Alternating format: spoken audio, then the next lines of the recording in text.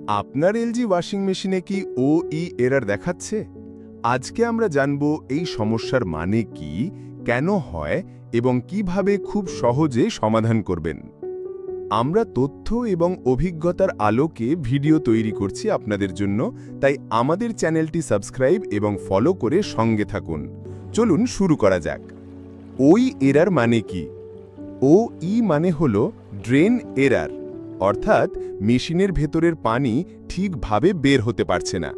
সাধারণত drain pipe block হয়ে গেলে, ফিল্টার আটকে গেলে অথবা পাম্পে সমস্যা হলে এই এরর আসে। ওই এররের কারণ: ১. ড্রেন হোজ যদি বাঁকানো বা ব্লক হয়, পানি বের হতে পারবে না। ২. ফিল্টারে ময়লা বা কাপড়ের সুতা জমে গেলেও পানি আটকে যায়। ৩. কিছু ক্ষেত্রে ড্রেন পাম্প নষ্ট হলে এই সমস্যা হতে পারে।